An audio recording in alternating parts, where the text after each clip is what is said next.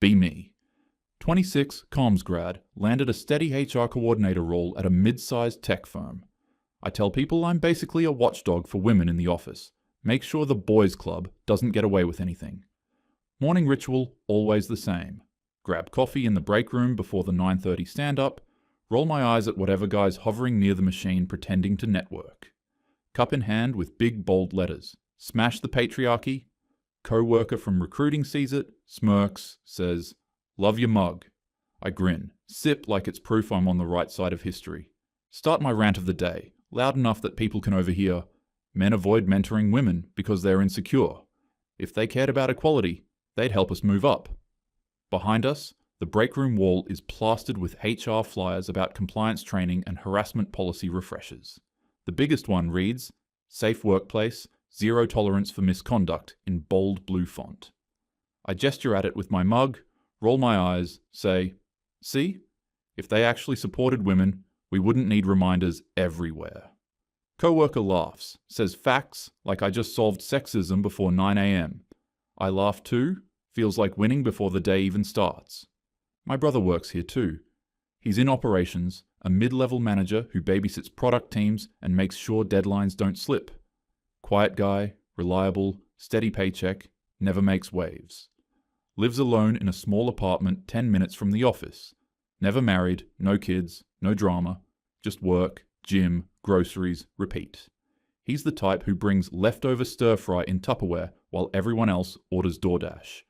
In my head, he's just another man coasting on the system. I barely think about him. He's boring background noise. The type that gets promoted just for existing, while people like me have to fight for every scrap of respect. Later that week, I host family brunch. Invited a few of my work friends too, table packed with plates of pancakes and half-empty coffee cups. Conversation drifts the way it always does when we're together. Men being fragile, predictable, boring. Friend brags. My team lead refuses one-on-ones with women like he's protecting himself or something. I roll my eyes, jump in louder than I need to. Exactly. They call it professionalism. I call it insecurity. Girls laugh. One says, men are terrified of us, and that's their problem. Then my cousin, sitting at the far end, finally speaks. He's not office, not corporate, just a construction guy who usually eats quiet and listens, shakes his head, mutters, "One day, you'll see what it's like getting false accused as a guy." The table pauses, forks halfway in the air. I laugh sharp, wave him off. "Oh, come on, that's such boomer thinking." He doesn't back down, leans back in his chair, says low but clear. You think it's funny until it's someone you care about. Then it's not a joke anymore. The air goes heavy for a second. My friends shift uncomfortably, trade glances. I roll my eyes again, force a laugh, say, "You sound paranoid." One of the girls backs me up, says, "Yeah, if men can't handle being around women, maybe they shouldn't be in charge."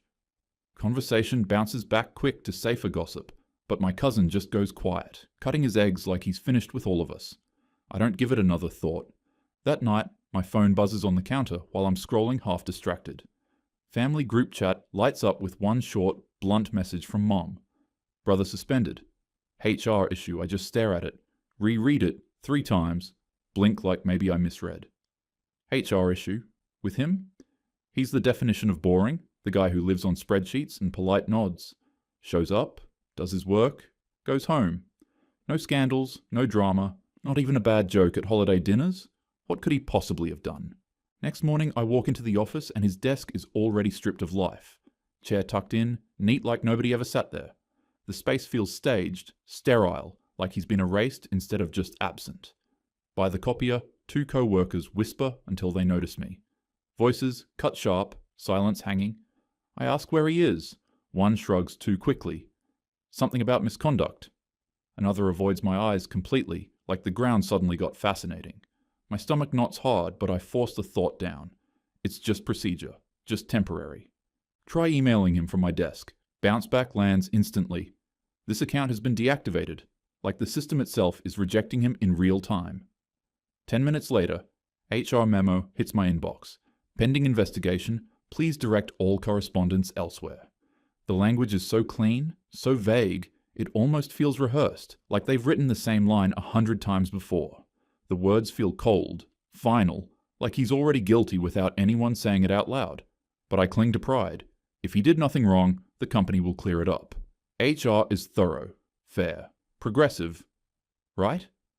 I open Slack, half hoping he messaged me.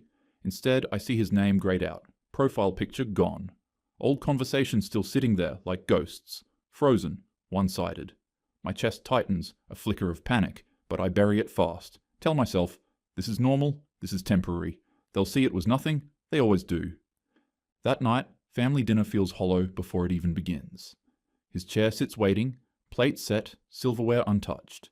Mum keeps darting her eyes toward the doorway, like maybe he'll still walk in late. Dad doesn't even try, just nudges food around with his fork, jaw tight. The silence is heavier than the food on the table, like we're all chewing guilt instead of dinner. I finally speak, my voice louder than it should be in the quiet, say the line I've been rehearsing in my head all day. If he didn't do anything wrong, HR will clear it up. Dad frowns, shakes his head slightly, mutters, "You put too much faith in systems. They protect themselves, not people." Mom exhales sharp through her nose, tries to soften it with, "It'll work out."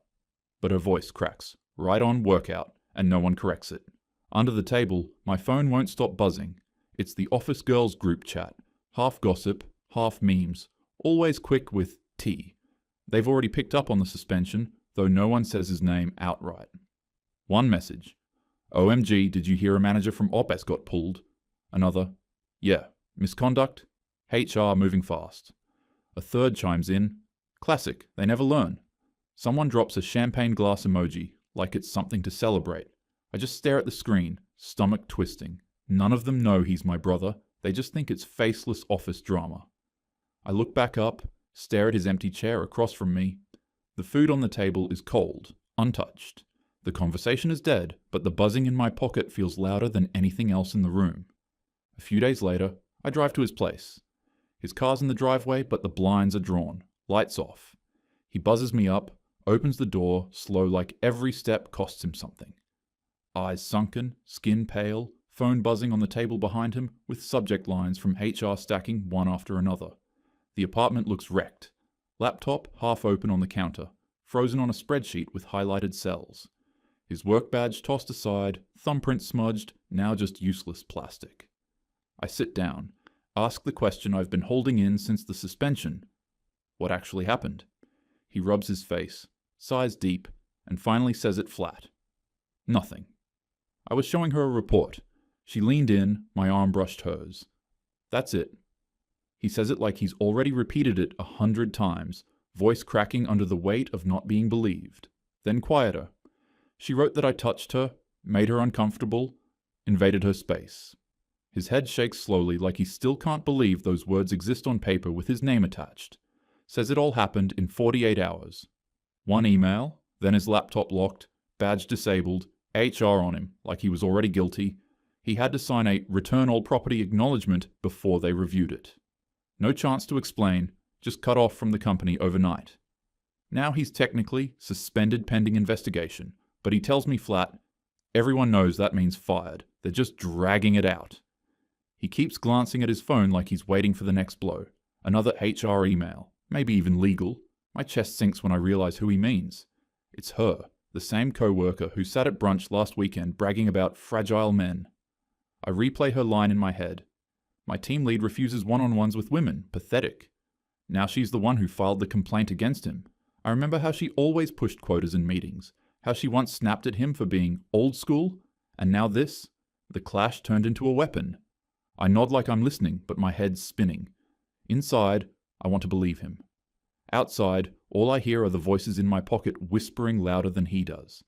I tell myself HR isn't stupid. They'll clear it up.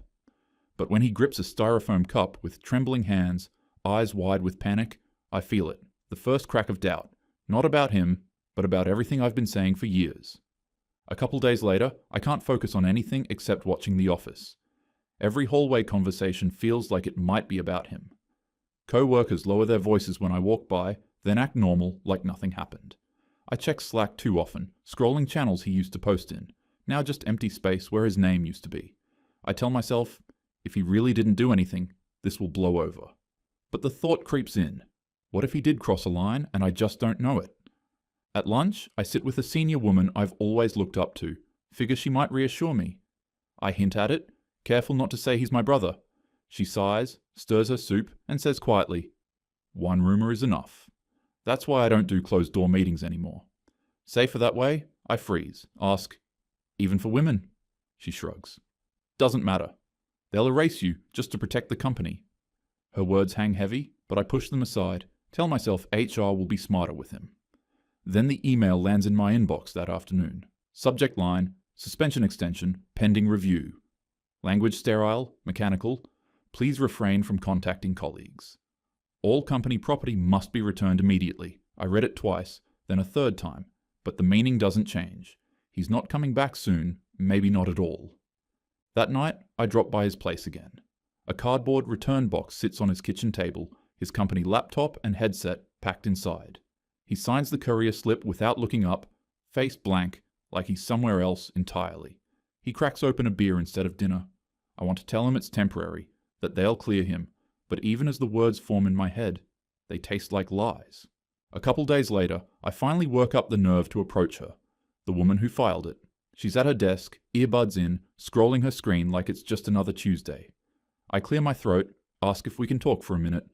She pulls out an earbud slowly, looks up like I've interrupted something important.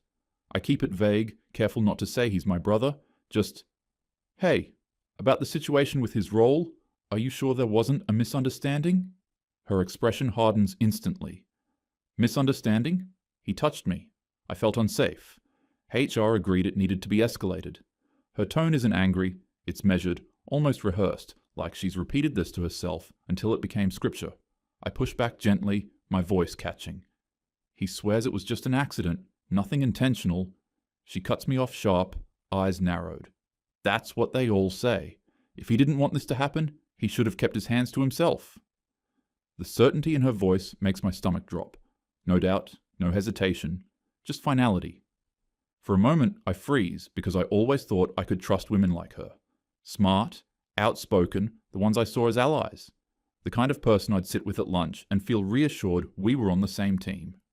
But now, sitting across from her, I realize there's no team, just her certainty and my brother's life hanging under it. And I can't understand how she can say it so casually while he's falling apart at home. I try one last time, softer, desperate. I don't understand your intention here. What do you want to come out of this? She leans back in her chair, studies me for a second, then answers without blinking. Men like him? The ones who push back, who resist women being in higher positions, who make us feel small in meetings? They need consequences. If it costs him his career, so be it. Maybe the next guy will think twice. Her voice is calm, almost logical, like she's laying out company policy rather than dismantling a man's life. I feel my throat tighten. Flashes of brunch last month run through my head, her laughing with us, mocking fragile men, bragging about her team lead avoiding women. Back then, it sounded like confidence, like progress. Now it sounds like a loaded gun she was always ready to fire. I mumble something about just wanting to understand, but she's already done. Slides her earbud back in, screen glowing against her face like I don't even exist anymore. Conversation over, verdict sealed. I walk away, pulse racing, face hot, my chest burning with anger and shame. I thought women like her were the ones we could lean on, the proof of solidarity we always bragged about. But sitting there, watching how little she cared, I felt it snap. That blind trust, gone in an instant. Part of me is furious. She didn't even blink, didn't even consider what this is doing to him. Another part whispers the thought I don't want to admit. Maybe she really believes it. Maybe she's convinced herself it's righteous. Either way, one thing is clear as I step back into the hallway, legs shaky. My brother isn't up against one woman's accusation anymore. He's up against an ideology that will never let him walk away clean. The next week, it spills where everyone can see. LinkedIn, first, her post, vague but unmistakable. A manager abused his position during a one-on-one. No name, but I know instantly. Hundreds of likes climbing into thousands, comments full of, "So brave," "Proud of you," hashtags, "Believe her," "Safe workplaces." My stomach turns, but I keep scrolling like I can't look away. Later that night, my phone buzzes again. Not work, not group chat, but my aunt texting links. "Is this about your brother?" I open it. His photo from a corporate team event, now sitting under a headline that doesn't even name him, just manager misconduct. Family friends start whispering in side texts. One even sends, "We always wondered why he was single." I want to defend him, but every message makes me feel smaller, like they've already filed him under guilty. At dinner, Mom invites him over, but he doesn't come. The chair sits empty, plate waiting. Dad keeps pouring wine, silent. Mom finally puts her fork down, voice trembling. We don't know the whole story. What if she's telling the truth? Her words land heavier than the silence, like even his own mother is bracing for him to be guilty. Dad doesn't answer, just stares at his plate like the verdict's already in. I can't take it, so I call my cousin, the one who warned me at brunch weeks ago. Ask if he'll come with me to see my brother. He doesn't hesitate, just says, "Yeah, let's go." That night, we show up together. The place looks worse than last time. Unopened mail, stacked high, HR envelope, half buried under pizza boxes. My brother sits slumped at the table, laptop closed, a return box with his headset and badge shoved in the corner. I sit across from him, cousin at my side, and I blurt it out. Tell him what she said when I confronted her at the office, that she called it deliberate, that she said men who resist women moving up should be punished, that his career was fair trade for making her feel small in meetings. My brother buries his face in his hands, groans like the air just left his lungs. I turn to him, desperate. "Are you sure you didn't do anything? Not a joke? Not a comment? Nothing she could twist?" His head snaps up, eyes red. "No. I swear to God, no. It was an accident. She knows it, and they don't care." After my brother swears again, it was just an accident. I press harder. "Be honest with me. If you did something wrong, I won't judge you. I just want to fix this." He looks me dead in the eye, says, "I did nothing. You think I'd throw my whole life away over a brush of an arm?" I sit back, frustrated, voice trembling. "But you're men. The system always protects men. Isn't that what we've been saying? They'll side with you in the end." The words sound weak, even as I say them, but it's all I have left to hold on to. He laughs, bitter, almost choking. "Protects me? They cut my badge in 2 days. Locked me out overnight. My name's mud before I even got a chance to speak. Does that sound like protection? When it was headlines about strangers, you cheered. Now it's me." He slams a hand on the table, the return box rattling. But it's not anger, it's despair. Cousin leans forward, steady voice like steel. "You still don't get it. There's no protection. Not for him, not for me, not for any guy. The second a woman says, 'unsafe,' it's done. No evidence, no trial, no appeal. Just done." He locks eyes with me, harsher now. "You laughed at me at brunch when I told you this. Thought I was paranoid. Still think it's a joke?"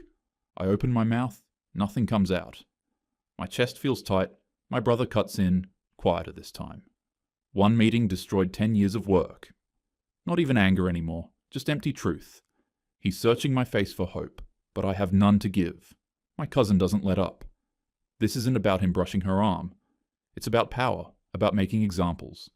You feed that machine and it will eat the men you love. Doesn't matter how careful they are, I finally whisper. Bitter? So you're saying one false accusation really can ruin a man overnight? For a second, my brother's eyes flicker, like maybe I finally get it. But then the coward in me slips out. Maybe if you'd been more careful. The words taste like ash, even as I say them. He doesn't answer, just looks away, fridge light casting his face pale like he's already fading out of the world. I sit there with my cousin in the silence, the buzz of the fridge louder than anything else. For the first time, I don't feel like I belong anywhere. Not with my co-workers, not with my friends, not even with my own family. As I stand to leave, he doesn't even look up, just whispers, "One accusation, and I'm done." I want to argue, to reassure, but the words die in my throat. When the door closes behind me, I realize I'm not sure I'll ever see him at that table again.